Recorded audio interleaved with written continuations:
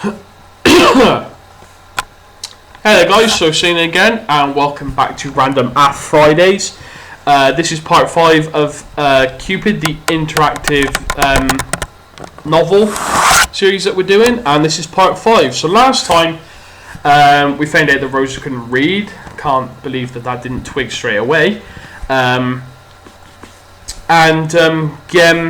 isn't exactly a nasty bastard, but he's not Mr. Nice that everyone perceives him to be. We also found out that Catherine's big sister Emily was shagging him, and now it appears that Catherine may have accidentally killed her. Interesting. Anyway, let's find out. It probably runs in the family. Emily had looked mad. Her eyes had been burned with malice for her as she closed her fingers around Catherine's neck. But she couldn't remember if that had really happened. Sister was always kind to her. She would never hurt her, even if they got into fights.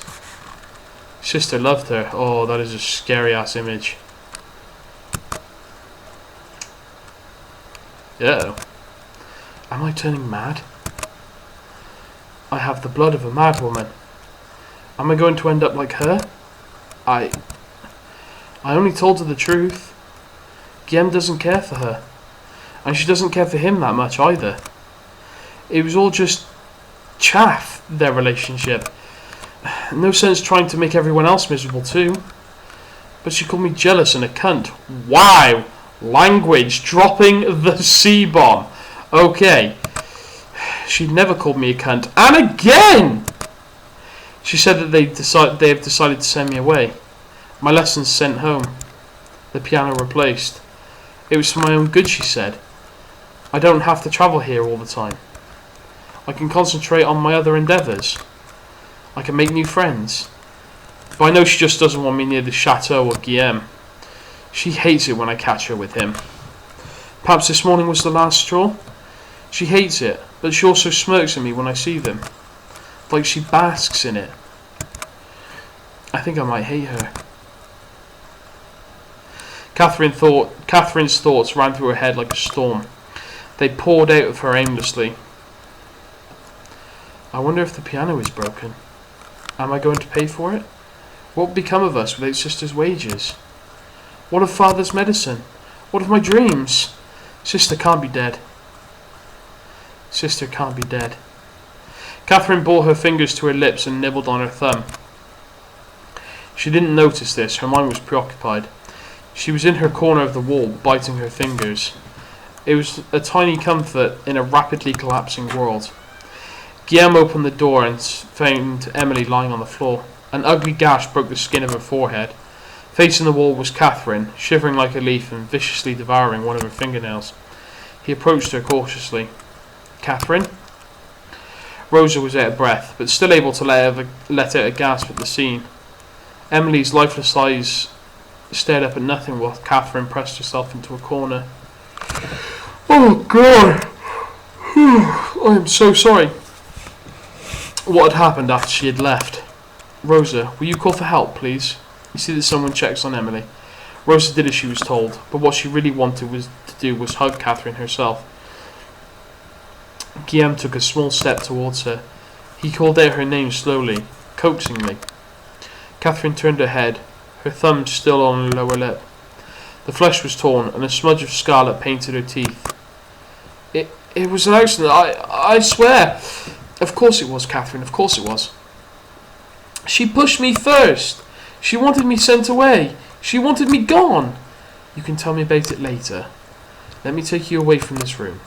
What have I done?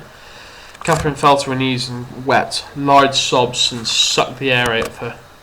She felt like drowning, trying to keep herself afloat in between sobs. Every exhale was squeezing pain in her lungs. She felt Guillaume's arms wrapped around her. What have I done? What have I done? You didn't do anything, ma chérie. This is not your fault.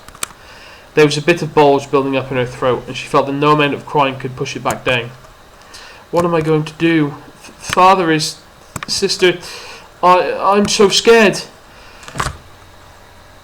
Guillaume's eyes wound tighter around her, and she clutched onto his warmth in this vast sea of fear. You don't have to be. I will always be by your side. Catherine, I will take care of you and your father, alright? You don't have to worry about your future. Her tears soaked his shirt through, but the squeezing in her chest felt less painful. Why do you do this? Why do you care so much for me? Guillem's brows furrowed, as if confused that she even asked. I just do. It was a boldly stated fact, as if painfully obvious, as if Catherine was a fool for not knowing it. It made Catherine's heart expand in her ribs. When she looked back, she would recall this as the moment that she fell in love with him. That look in his eyes was reassuring and strong. She wasn't alone. She was going to be all right. Let's get you away from here. He supported her arms and stood her up, careful to block the view of her sister from her eyes. He led her to the door. Catherine hated how fast her relief came. She was still drenched in sorrow at her sister's death. Her father would not take well to the news, especially in his health. But she was all right, and she hated it. Rosa was with her. She didn't have to leave her piano, her dreams, him. Nothing had to change. And most importantly, she hated the voice that came whispering in her head over and over again. Thank goodness she's dead. Thank goodness. Wow. I thought Rosa was fucked up. The first candle is lit. This candle is storage. Storage? Yeah, it says storage. The love for familiars. The cleanest love. Rosa stared at the blue candle glowing in her hand as she chanted her spell. Trust is the veil that conceals and deceives. Trick his eyes and his heart with the warmth from this candle's flame. A bond of blood, like kin, will be forged. Weave this trust, so his tongue will yield to what is sought. Are we back to... Oh, I'm a bit confused.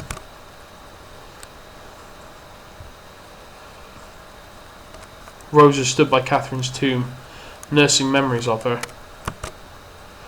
Wow, this jumps about a bit. The soft wind lightly blew her hair. It reminded her of Catherine and her playful ways. Tears sprouted from her eye. Even the wind. Console her, you don't scold somebody, you nasty fuck. I'm always here, my love. Loss will always hurt. But you love Mother best, don't you? Yes, Mother. Then you are going to be fine. I will never leave you like Catherine did. Rosa. Guillem's soft voice came from behind. Rosa glanced at him in acknowledgement. He stood quietly beside her for a few moments, but ventured to speak. Have you thought about my offer? My house is always open to you, remember that. I'm sorry for my outburst back then. It's nothing. The wind played around their feet, and Rosa pictured Catherine as part of the breeze, playful and free. She was free from the pain and the confusion that had plagued her in her last days. They stood beside each other in solemn reverence. Finally, Rosa broke the silence. She was my family. I was in pain before she came along. I didn't know any better. She gave me hope. She was bright, like a flame. When I close my eyes, I can still see the imprint of her light in the darkness. I can feel her warmth. A star. They didn't speak again for some time. Guillaume cleared his throat. I was an orphan too, much like you. I know what it feels like to lose too much. I wandered for a long time before I found anything to live for. Were you alone? Sometimes. Always. Rosa nodded. Did you have family? Guillaume shifted uncomfortably. No, they left me behind. I never knew them. Much of my memory of it is blurred. I was taken in by kind people once before, but... Guillaume sighed, and then Rosa observed a certain disquiet in him. I didn't belong. But you have no difficulty mingling with people. I think of that as a necessity rather than a preference. But either way, it can be quite tiresome after a while. Things don't last. I don't know why I'm telling you this. I'm making the mood worse. I'm sorry. I don't mind. Guillaume had never opened up to her about his past before, and it worried Rosa how little she actually knew about him. Anyway, would you like to go around town? I'd very much like to take you to some place more cheery. How about our favourite spot? Guillaume smiled with understanding. The pair travelled up a hill to the edge of town. There, the view overlooked the quaint village. The sunset painted everything in the pink glow of dusk, of endings. It's always so beautiful here. They used to spend time in this grassy knoll, the three of them. Oh, the second gunman's up there. It was their own little hideaway. Memories of the past crept up on every corner. The ghost of laughter echoed on the wind. Rosa touched the trunk of a small tree they had carved their names on. So many fond memories. Rosa, I want you to have this. Guillaume took Rosa's hand and placed an item in her palm. It was a simple silver locket. She looked up at him questioningly. I've had that for as long as I can remember. One of my remembrances of the past. I can't take this. You must. You need it more than I do. But it's old, and the locket doesn't even open anymore. I don't know why I've held on to it for so long. I can't even remember how I came to have it. But it comforts me. Maybe it will have the same effect for you. This is your treasure, Guillaume. It feels wrong to take it. On the contrary, I believe you must have it. Call it a hunch, or a feeling, an urge on my part. I'm not good with expressing sorrow, or even giving comfort, but I want to do something, at least, for you. He closed his hand over hers, affirming the gift. It's yours. Please take it. You're wrong if you think that I am letting you stay in the castle simply for Catherine's sake. I do it of my own accord. Let me do this for you, Rosa. We have been friends for quite a while. If you need to leave, at least stay until you feel ready to go. Alright. But I will continue working in your household for my lodging. You don't have to do that. I can raise your status to a lady. You can read and write now, and very well. I'm sure you'll be more comfortable in the higher position. I have no need for a higher position, just free access to your library. You have come a long way from the shy girl back then, Rosa. Watching you grow has been a pleasure. Yes, the library is yours. They were quiet for a while, only conversing through looks, smiles and tiny sighs. Rosa realised that she had been holding on to Guillaume's hand all that time. She broke off from his hold, rather embarrassed. We should head back. You're right, it's getting quite late. Guillaume walked down over to the carriage to get it ready. Excellent, child. Being a maid in his household will give you free access to the rooms.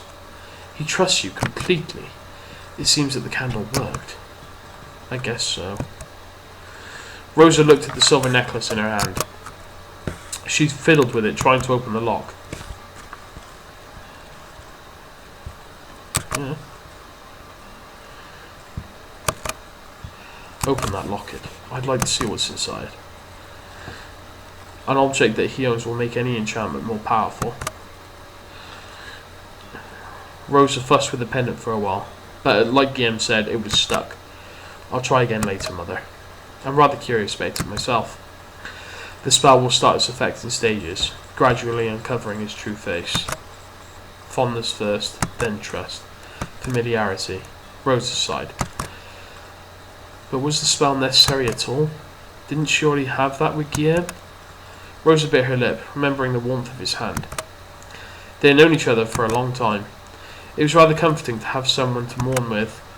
However, Rosa did find it strange that Guillaume rarely even mentioned Catherine anymore. It was like he was shredding her off like skin. Again, the taste of blood in her throat resurfaced. The memory of the needles made her stomach lurch. Since her friend had died, the Marquis had begun spending all his hours locked in his office. He barely showed himself socially, rarely even attended meals.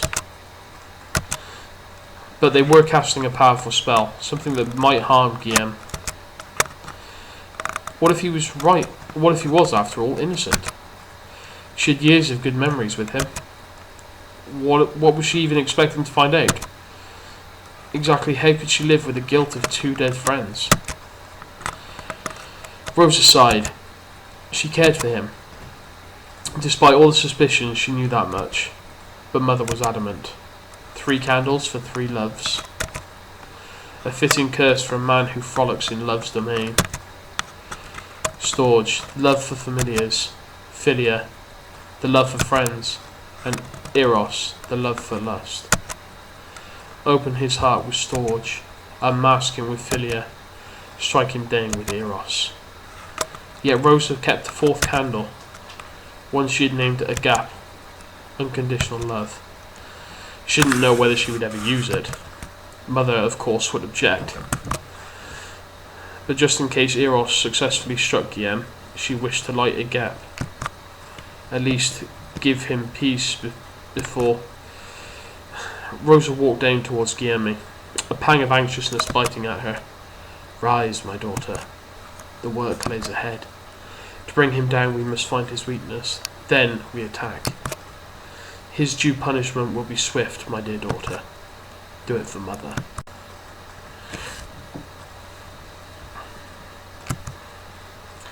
Chapter 4. Metamorphoses.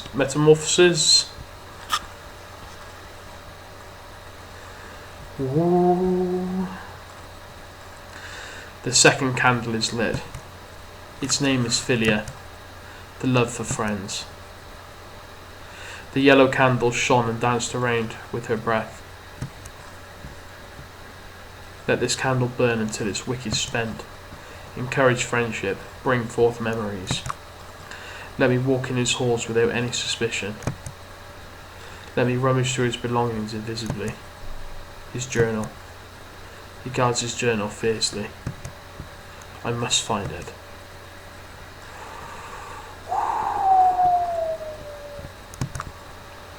Rosa adjusted her coat. She sat on one of the reserved seats. The theatre was packed. The air buzzed with excitement. She hadn't realised this many people would come tonight. Oh, Mother, I wish they would stop staring at me. And why not? This was Madame Catherine Pirides' first solo concerto. Her name had been slowly gathering recognition in the past few years. It was feasible to expect a full house. Still, the turnout was way more than they expected. Paris had taken Rosa and Catherine by surprise. The sheer number of people and their liveliness was well above the usual size of their small town. Catherine was obviously thrilled with the opportunity to play in such an esteemed venue for her debut. Rosa tried her best to keep her anxiety under control. This was for Catherine. Yes, for her. This was her night. Rose took a deep breath and released slowly. It relaxed her. I hope the show starts soon. Rose's eyes drifted towards the stage and then to the throng of people gathered on her far left. In the middle of the huddle stood the familiar shape of a man. He had his back to her, but the posture and build were unmistakable. That is Guillaume. Her heart made a sudden, gleeful jump. She was delighted that he had made it to Catherine's show. He had been travelling extensively recently. What if she walked over and made sure? Guillaume would greet her kindly. She was sure Catherine would be thrilled to know that he was here. Rosa pondered for a bit, reminded of a sudden wince of pain. Soon the master of ceremonies obliged people to take their seats. Guillaume turned around and walked towards her. He stopped midway and took a seat without noticing her presence. Rosa seemed deep in thought. What's wrong, sweetheart? Is something bothering you? Nothing, Mother. Don't lie to me. I just didn't expect to see him here, that's all. Oh, I see. Is it the same problem, isn't it?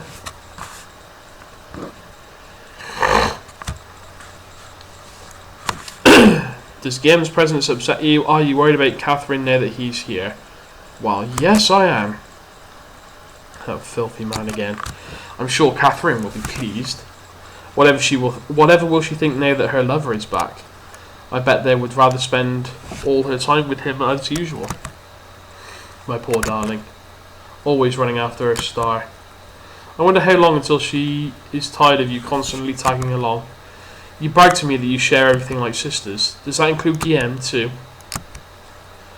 Oh, you're making your life so complicated, darling. Why do you even bother yourself with these people? Oh, that's horrible. It is obvious that he's never going to look at you. It is obvious that she will abandon you. Well, considering we already know the outcome. She will obviously abandon you when they get together. They make such a lovely pair. Rosa winced at Mother's voice, as if it were nails grating on a wall. It's only a matter of time, isn't it? What will you do then? Aren't you tired of being a third wheel? It's not like that, Mother. We're friends. Friends? Darling, friendship is nothing but a shallow kind of relationship. People change friends as easily as the weather. You don't even remember the friends you make at a certain age. Family is more important, because that sounds better. I'm the only one who will care for you forever, darling. A mother's love will endure. This bond can never be broken by time or absence. Family lifts you up. It saves. Of course you feel this way. You see them often. But when you lose touch, you're left with nothing but a collection of strangers. And believe me, my dear, they will leave. They always leave. You amuse them now, but soon they will abandon you too. Rosa's tongue felt bitter in her mouth. She was filled with an annoyance for her mother. Wasn't happiness as fleeting as friendship, yet it is not any less real than sadness? Yes, family was important. These family bonds kept her from losing herself. It was her rock, her foundation. But were these bonds the only constant value? These friends, these were people who accepted her. They shared laughter and tears, their own regrets and dreams. In her heart, she had found a home with them. What more was needed? Rosa's confused feelings began to arrange themselves neatly in her mind. Guillaume and Catherine's happiness was more important to her. That was the main thing. She knew they felt the same way for her. Her insecurities were real, but they were significant. If anything, they were bittersweet. She had no regrets. For the first time in her life, she wanted to talk back to Mother. She bit her lip, quelling the nerves as she opened her mouth to speak. I know that. What? I know they might abandon me one day for whatever reason. It might be today, or next year, or even sooner, but it doesn't matter in the long run. I'm happy with them. We've had years together that I will treasure. Like I treasure memories of you too, Mother. My memories of you keep me sustained. That is why I love you. The years we spent together, no matter how fleeting, are still worth something. So let me care for them right now. Everything changes, but nothing is lost. Rosa was sure she had read it somewhere. Rosa waited for Mother to answer with a vicious voice, but to burst out screaming at her cheekiness. But no voice came. Rosa smiled to herself. The lights dimmed. A low hush descended on the pews. Soon, Catherine entered, clad in the loveliest gown and the even lovelier smile. She was beautiful. She belonged on the stage. The light shone on her, but they only paled in comparison to her radiance. Catherine bowed to the audience and took a seat in front of the piano. She began to play. And we will find out how it goes next time. Thank you very much for watching, guys. This has been part 5 of Cupid, the interactive novel that we are reading through. I've been saying it. If you like what you've seen, and you've got any other interactive novels that you'd like me to go through, then obviously like, comment, subscribe, all that good stuff. And I will talk to you guys soon. Cheers, guys. Bye.